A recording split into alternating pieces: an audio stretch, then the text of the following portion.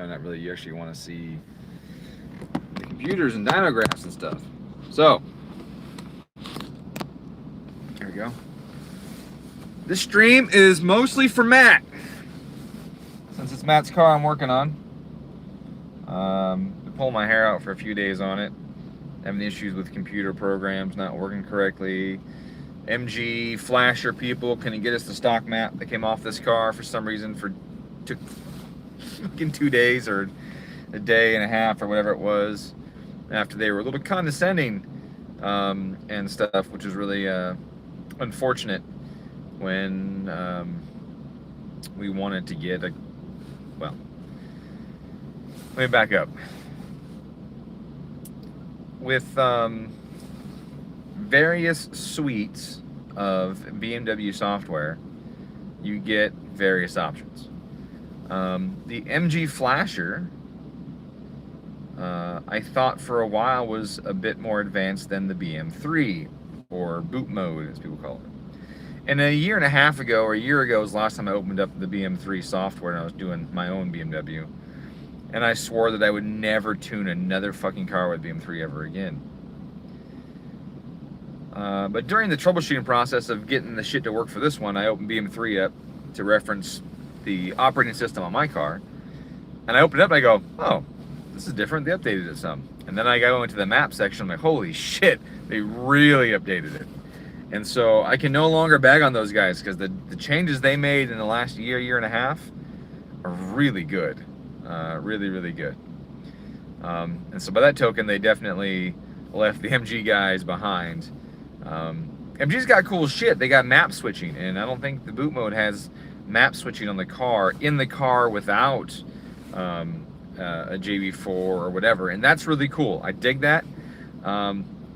But they're not very custom tune friendly, in that they say, yeah, you can modify your map, we'll let you flash it, no problem. But they don't give you anything to do it with. So if you're a tuner, you don't get an updated XDF file that has all the stuff that theirs has on it, or you don't get, you know, whatever, you know, map descriptions and that kind of stuff. So you have to go and find XDFs or modify your own and that kind of stuff. So I have one that started off as some stuff from a friend of mine that gave it to me, who's another BMW tuner, and I made a few changes, but not a ton. And then I took some more data from other XDFs that were online, didn't have the same stuff, and I pulled those together and added those to this XDF. So like I have a few more tables, you know, than I used to have. Some pretty crucial stuff for the larger turbos, being the compressor to turbine efficiency. And basically that map is how much horsepower it take to make this much oomph from the turbo. And when you put a bigger turbo on a car like this, that's obviously very different. And so I needed that. And so I added that to this XDF file and all that. Now, all that being said, the process is still extremely cumbersome. So MG, usually, if the software is not super glitchy, will allow you to download the stock ROM. In fact, I can probably show that to you right now. Let me get this thing fired up. The thing I hate about a lot of these BMW flashing systems is they're Android based. I don't want to tune a car with a fucking Android, right? And I really, really dislike that. So what you do is you go into your car area and you have the spot that says choose your map that you want to flash.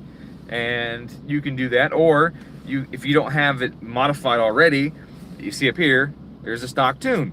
So you just click on this miscellaneous button and you hit download stock tune.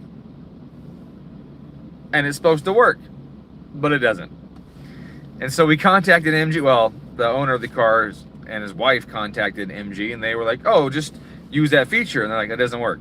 Oh yeah, that's a bug. Like, okay, so then what's the fix?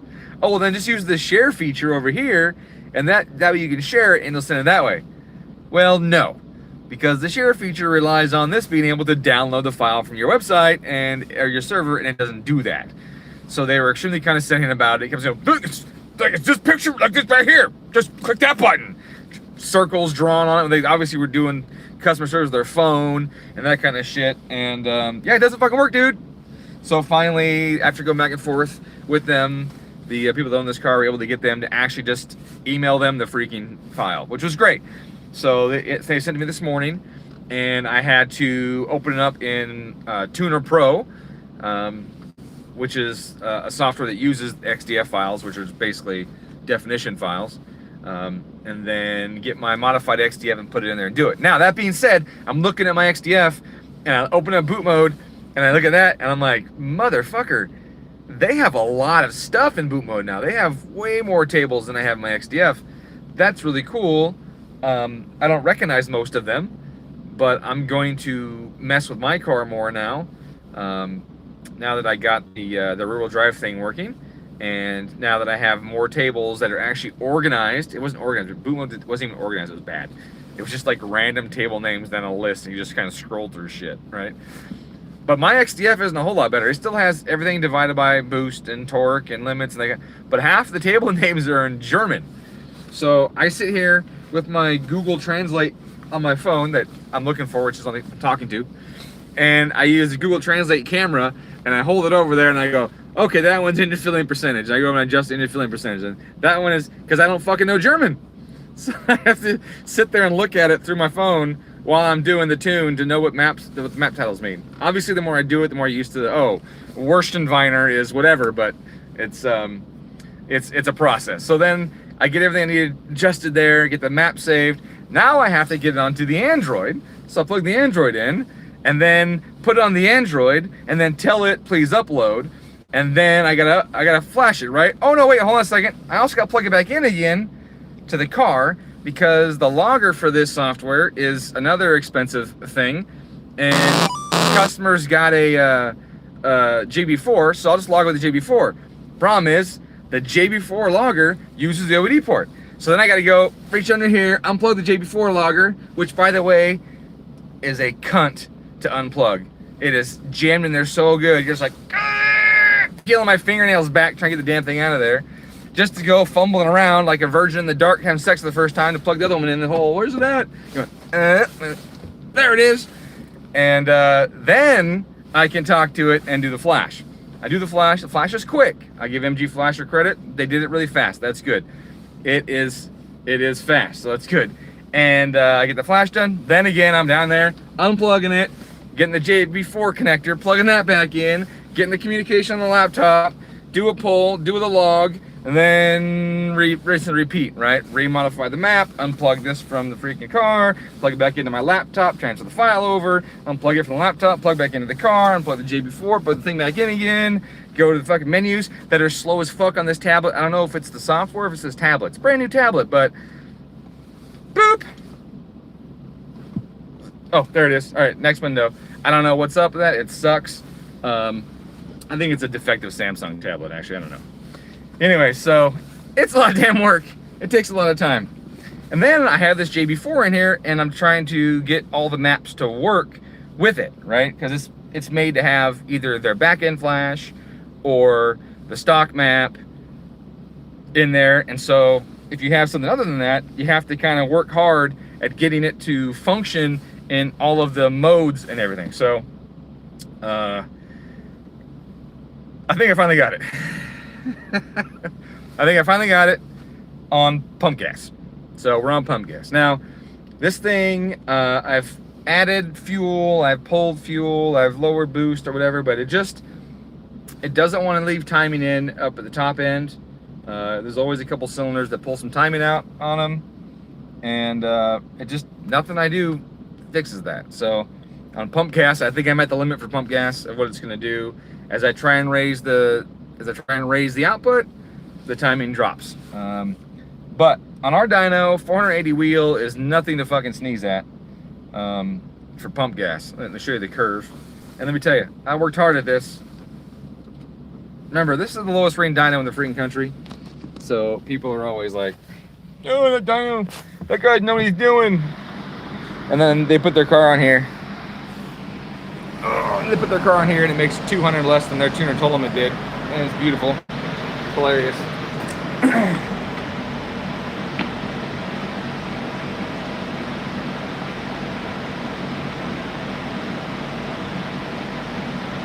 Now this right here sometimes goes straight across. It depends on how I start the pull. This one I start the pull a little late. It hadn't loaded all the way, so then that's how it's spooled up. I can load it longer before the pull starts and get the boost to build up and have it in flat, you know, but this looks more like what it'd be on the street.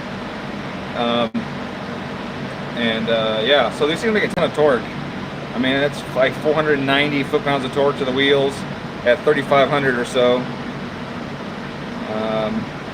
Yeah, so it's gonna scoot. It's definitely gonna scoot.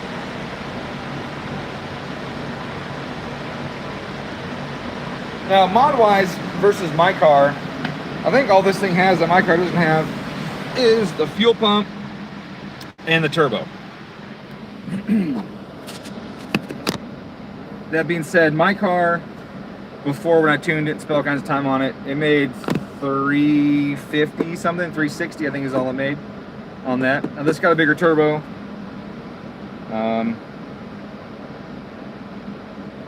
Clearly. And if you go by internet numbers, let's just do this. Guys with my car on shit dynos will make like 500 wheel, which is, the turbo's not even rated for 500 wheel, right? There's just no way, but that's what the dynos will say. So then you get the pure 800 turbos, whatever, and those guys make 700-ish wheel or something like that on ethanol.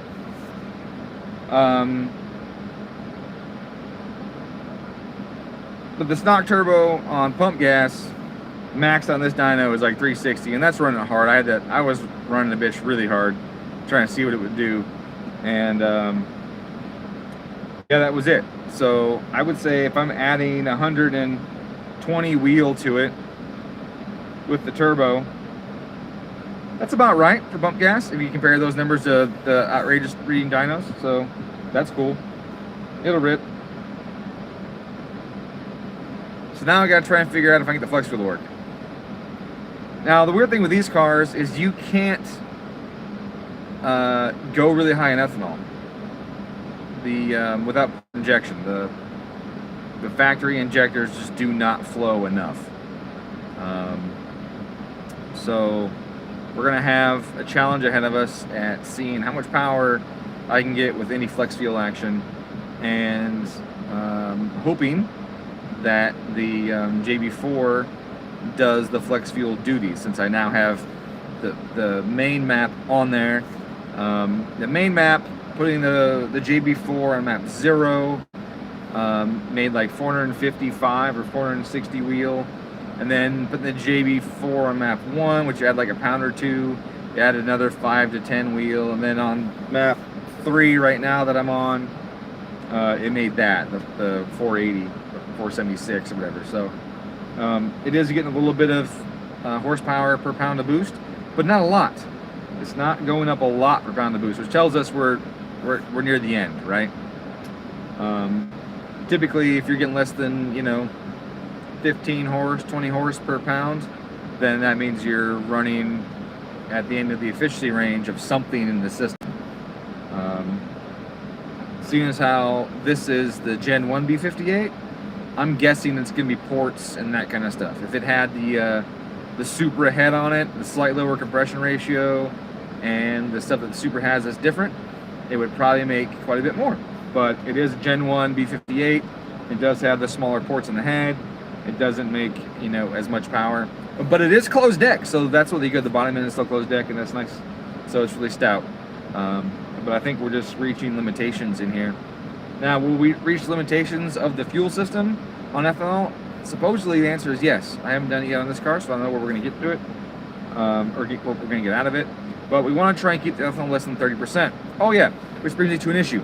For some reason, this thing is reporting ethanol of 16%, which it isn't. It's like 9. That's what the JB4 is interpreting, even though the fuel that blew through the system is telling us that it's 9%. So for some reason, the JB4 is not reading that correctly. I don't know what the reason is. I know it's a 0 to 5, so potentially the fuel system's getting power from somewhere weird versus what the JB4 is getting. I don't know. They both have fixed instructions, like this is what you're supposed to do. So that should be compensated for and accounted for already. But in this case, it is not. I don't know why it isn't. But that being said, We're gonna throw some ethanol on it, see how high this thing reads, check the fuel at Bluetooth, see what it reads, and then put the JB4 on a higher map that's supposed to compensate for the flex fuel. So that should be a good time, and I'm gonna find out. So Matt, that's your update. Absence of gasoline. I mean, it's the permissivity of the fuel, right? I'm gonna call it the absence of gasoline, because that means if an air pocket went by, it would say 85%, and it wouldn't do that, or 100%. But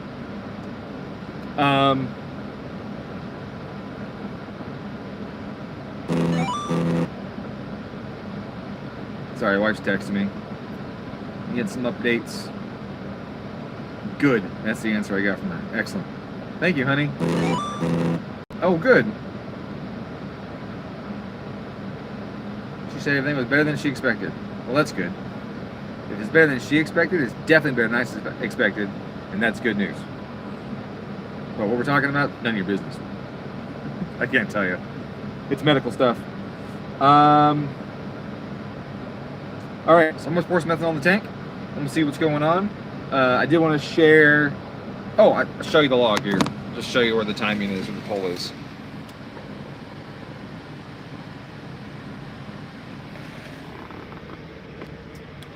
See the timing poles down there at the bottom?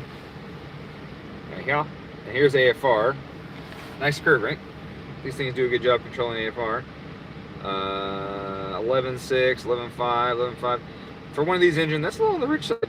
But I just kept messing with the fuel and just didn't want to stop knocking from 12 something all the way to 11 something. So it's yeah, it's something. That's what it is.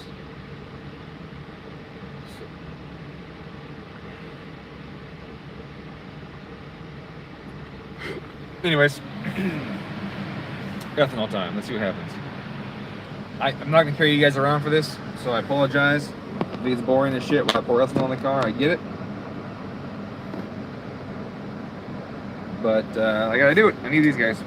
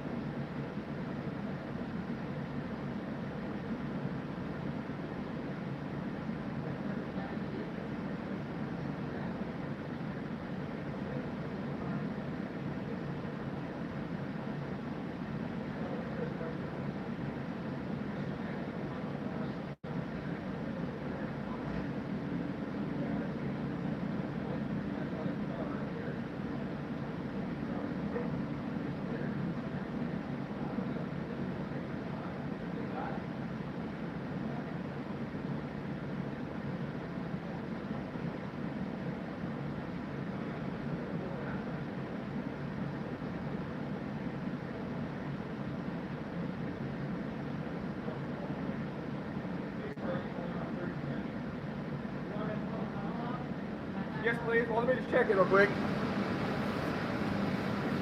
I want to check the levels. What we got? Oops, I need to set the sucker. Whew.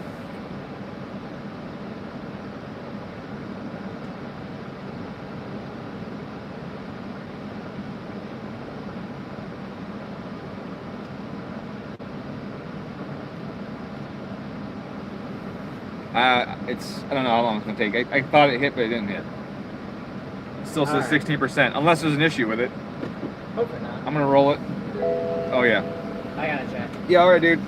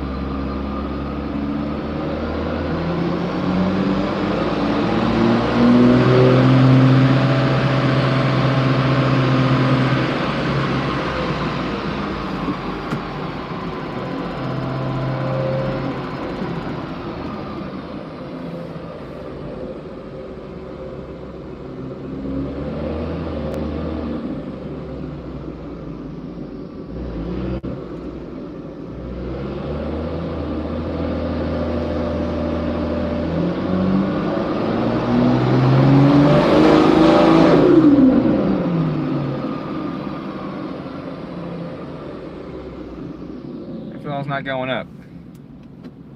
My indicated ratios are not changing.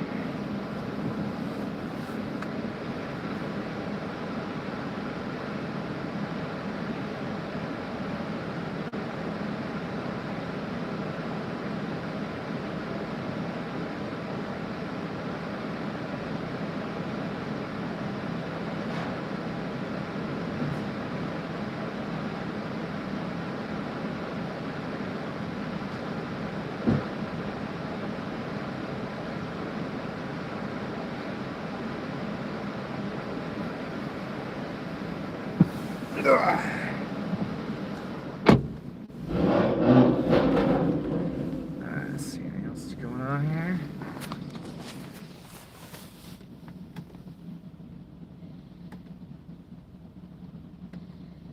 There's so many warnings on the screen right now.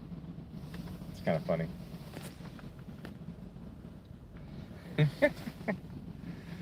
Let's see if this works. Let's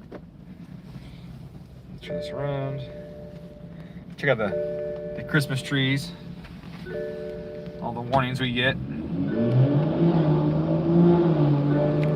Hood open, frontal collision system, etc., etc., etc., all wigging out.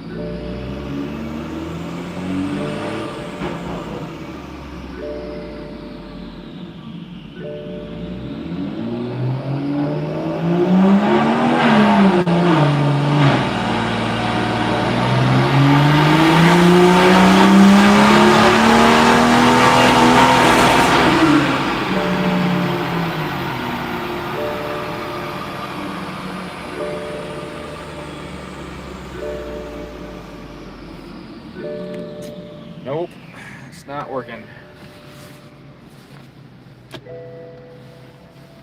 Boop. Get the right graph up. Give me a second.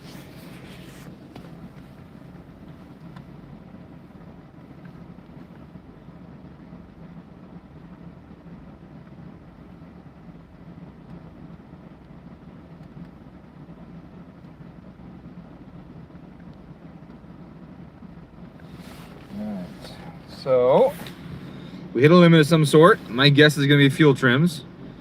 You can see the AFRs were good, but the way the system works is when you exceed a threshold for, well, maybe more torque too, look at that. When you exceed the threshold needed to maintain that AFR, it'll cut on you, and I'm guessing that's what happened. But we're gonna look at the logs, see if we find out what's going on. Ethanol has not gone up. It says the exact same thing it said all day, so I don't even think it's hooked up. I think that's what's going on. I don't think that wire is hooked up correctly. I think that's what we're gonna see. is the problem now. Yeah, trims are maxed out. 50% fuel is being added right now. 50% fuel trim is being added to correct the AFRs, thus the cut that it did up there. Surprisingly though, like the cut wasn't via throttle. It was all fuel and spark cut. Interesting. Okay, well, so got to figure out why the ethanol does not work, does not report. So I suspected before that the issue was that the system wasn't wired right. There's a bad wire or something loose or something like that. And the fact that it doesn't change with ethanol concentration tells us that's probably what it is. Maybe the owner missed a pin, went over to the side a little bit, or who knows what. I don't know what the answer to that is. I'm going to lower the boost. I'm going to go to a lower map.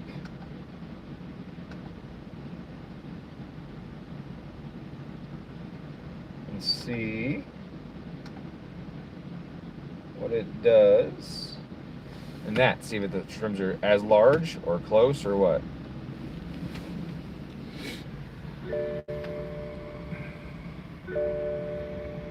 No. Because it's set up to know what the ethanol is. Like the way this thing is set up is supposed to add fuel on its own. It's supposed to raise the flex fuel adaptation multiplier and stuff, but it's not.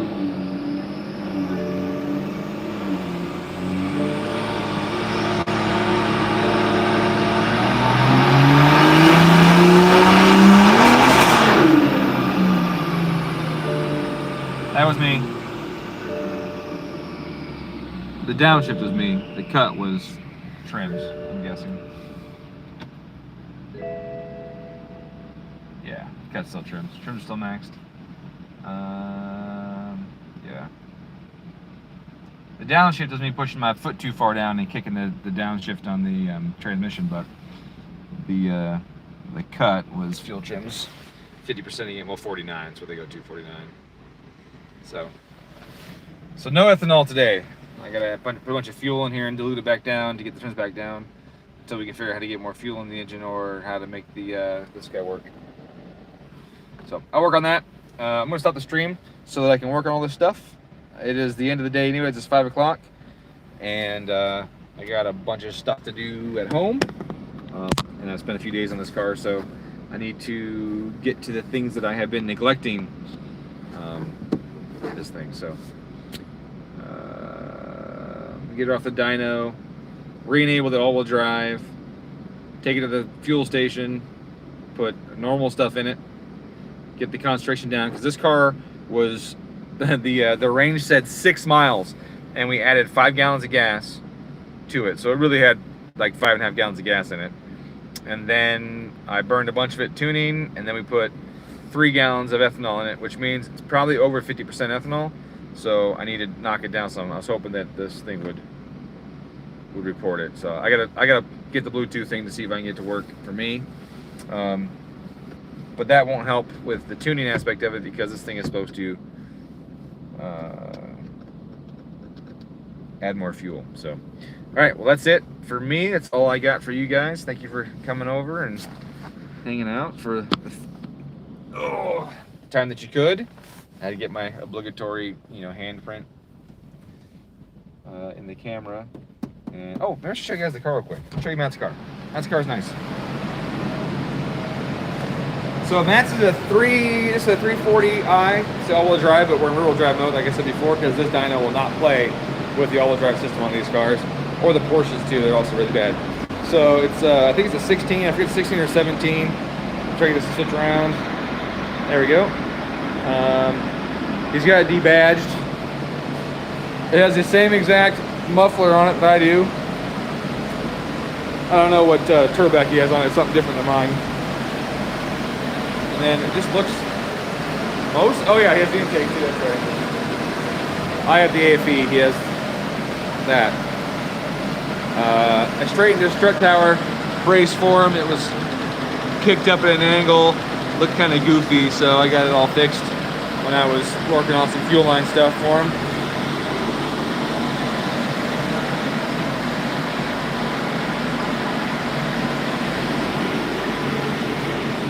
Wish I could zoom out. It doesn't let me do that. These things are cool. I mean, I have, mine's a 440 Grand Coupe, so it's a coupe, so it's a 4 Series, but it's got 4 fucking doors. The difference is though, like his quarter window is in the door. Mine has a big longer roof line and it's a hatch, and the quarter window is in the body and the door is like that. It's pretty interesting. So the difference in these cars is pretty cool, but the inside is almost the same. Feels like mostly the same car. His DIC is weird because mine's a 19 and his is a 16 or whatever it is, 16 or 17. The interface is totally different. I mean, the hand interface is the same. It's the same little knob, but the user interface on it is totally different. And it's weird, but he has all the gizmos. He's got the lane stuff, the following stuff, the don't hit pedestrian stuff. I don't have any of that. All I got is the blind spot alert, a little hazard symbol there. That's all I got. I don't have any other stuff. He's got all the fanciness, and he's got the cameras that go all around the car. That's pretty crazy. This right here, this camera setup, bloop, which you gotta like that. You see the cameras pop up. I don't have the cameras. He has a heated wheel. Mine didn't come with that. I added the heated wheel to mine. He has the older style blinker stock that returns back to the neutral position. They got rid of that. A handful of years, a couple years after this car was made, they decided to go back to ones that stick because people were having too hard of a time figuring out how to use these things. And so they no longer, it looks the same, but it actually sticks down in mine instead of the tappy one. Other than that, everything else looks the same. It's all pretty much the same. Same seats, the oyster, whatever they call that shit. Piping or some shit, I don't know.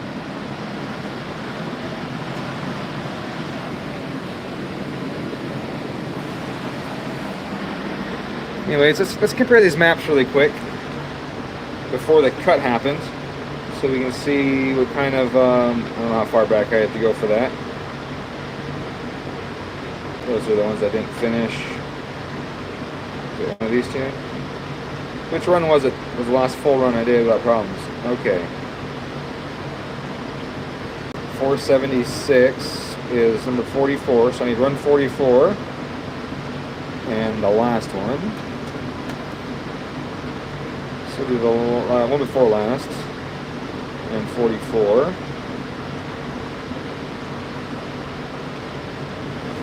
So you see how it leaned out with the ethanol, and the torque went up. There's a little loopy right here. That's the ECU being pissed off because the trims are so high. And then finally it says, nope, it's been too long, and it cuts after a time delay of excessive trims. So, but with just the that's torque there. So with just the addition of a few percent of ethanol and the fact that it wasn't pulling timing as much. Right there, looks like it's on its way to be a significantly higher power curve without any extra tuning at that point. But we got to get fuel on it.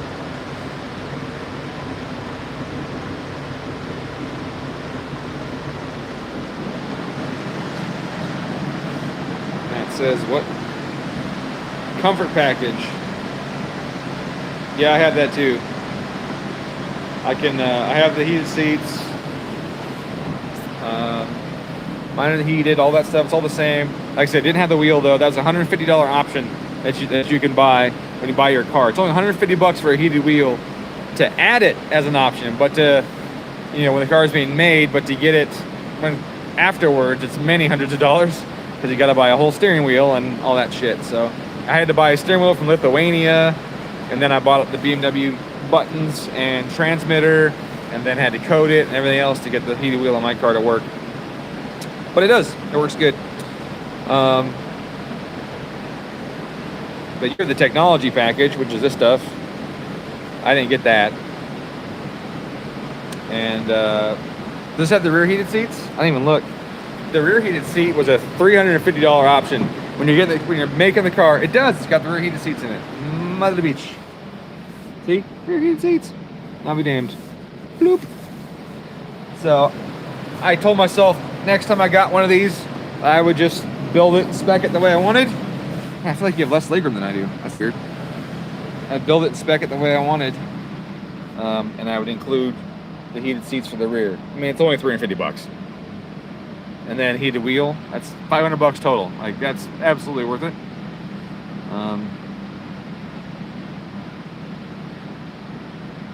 I think that's it though. Looks like you got everything else the same. It's weird. It has less legroom than my car, but more headroom.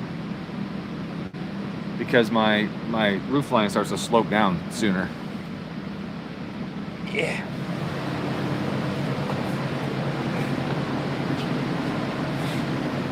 I want to see that seat got warm yet. Oh, it did.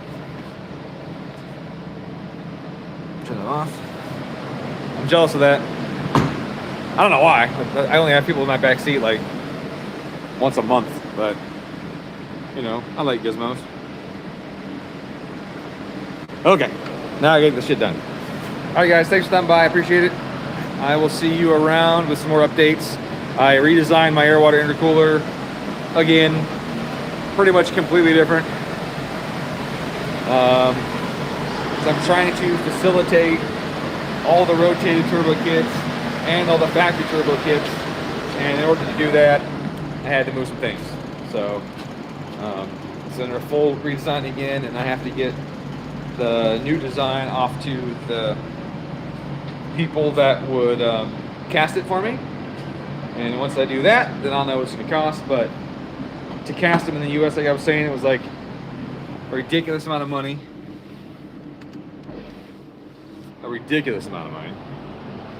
And so it was so high, I think they just didn't want the work or something. And then to get it done overseas, it was like less than half the price. A lot less than half the price, I think, now that I think about it. Tooling was a little more expensive, but the per unit cost was a lot less. Obviously, the quality probably is not likely going to be as good. But with it being so cheap, like, I could have a 20% failure rate and still save money. Like 20% of them show up not usable and still save a bunch of money and that kind of stuff. So if 2 out of 10 are bad, it's still going to cost me significantly less than it would have them done locally. So, I mean, that's practically a risk I'm willing to take, as long as they show up usable or made to the right dimensions. That'd be bad if they didn't, right? Oh, good, I can use none of them. That would suck, but I'm gonna have to go that route, I think, because damn it, I want to make this cooler. So that's being changed, and once I finish that, then I'll finish the dry sump. Oh, well, I gotta finish the damper too, right? Gotta test it. The testing car that I was gonna use for it has run some snags while putting it together, so I'm waiting on some parts to show up. Subaru said they had it, and it ain't here yet, and it's been like 3 days, so I don't know when parts are going to show up to get this other carpet together, but I'm hoping soon, because I want to get it done. My car's got a bigger butt. Yeah. What else? So once the test car is put together again, then I can test the damper. Once I verify that the damper works like I want it to, then I can order a bunch of them and then assemble them and sell them. So it's a long process. But I do have to say though, to those 4 people that are still in the stream, that if you are waiting for the damper, and I appreciate you waiting, GetaDomTune has been making a fuel pump controller for about 10 years now, and it's still not done. So this project has taken me a tenth of that time. So yay me. So thank you for being patient, but just imagine being me waiting for a fucking fuel pump controller that they've been making for 10 years. I would really like to have that in our cars. I'd like to be able to utilize it, but it has not been a priority, it seems. or like me, they just have so much on their plate, shit takes time. So if they do complete it, that'll be awesome. But yeah, we're talking 10 plus years in the making on that. So be glad that you're not, waiting for the fuel pump controller. And that you're just waiting for a damper or an air water intercooler. Two things that I started making just a few months ago, or designing a few months ago. That being said, my SolidWorks subscription is ending in 4 days. And the people that sold it to me haven't sent me a single email, reminder, request, like nothing. They haven't sent anything. Billing information, upcoming invoice, like nothing. I don't think I'm on the hook to renew. Obviously I need to if I'm gonna keep using SolidWorks to make these products, but you would think that the company would be a little more on the ball than they are. Hawkridge is really dropping that shit. Like you think they'd be sending emails like crazy, hey, renew your thing. Nope. So I don't know. I might just end up going with somebody else or going to another system. I might go to Inventor or something like that. They got a lot of features that I like, and SolidWorks lofting and surface modeling and that kind of shit just pisses me off. It like almost never works. I found a shape that breaks SolidWorks so fast, and it is a simple shape. Just 2 points, boop, boop, one to the other. It's not a complex loft or anything, but the program can't handle it. It just flips out and locks up, and then I get the hourglass of death, and it cannot figure out how to do this lock between these two shapes. So it is a magic shape that is super simple, and SolidWorks can't fucking handle it. So I might go to something else. Obviously, there's gonna be a learning curve with learning new shit and all of that, but we'll see. If you get any recommendations of powerful software, don't say Fusion 360, because that's okay if you're a guy that wants to 3D print small models of stuff, but that's not nearly as good as I'm going to need for a lot of the things I'm doing. So, with other software, then that'd be great. I appreciate it. Or if you know a SolidWorks rep that actually enjoys his job and his product and wants to provide customer service, that'd be cool too, because the people that I get it from, they are really, really poor in customer service. I called them like multiple times. Oh yeah, we'll call you back. And it was like weeks and weeks and weeks. And I finally got, hey, sorry about that. I know it's been a while. You still? I'm like, no, I don't. I'm like, I don't. Go away. So I would like to have a service, a place that likes customer service and likes the product and likes people that use the product. So if you got anybody, let me know. Appreciate it. Other than that, have yourselves a great day. What is today, Wednesday or Thursday? It's Thursday, right? Yeah, it's Thursday. Fuck yeah, weekend's coming up. It's like, it's close. So have a good day, have a good weekend, and I'll see you guys around. I need like a tagline when I close my videos, right? What should that be? Hey Lane, what should my end of my video tagline be? Everybody's got a tagline, right? Some of them are dumb, like, still don't have a tagline. And go fuck yourself, San Diego. No, I don't know. As much as I like that one.